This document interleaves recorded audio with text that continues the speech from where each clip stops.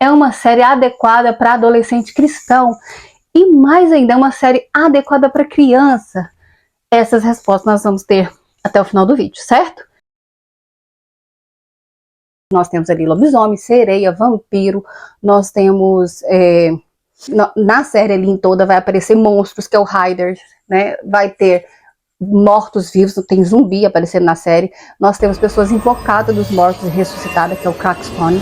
Nós temos bruxaria ali. Nós temos espíritos que voltam para falar com os vivos, mesmo que sejam em visões, mas são espíritos mortos falando com os vivos. Eu passei as férias dominando a fundo a minha habilidade psíquica.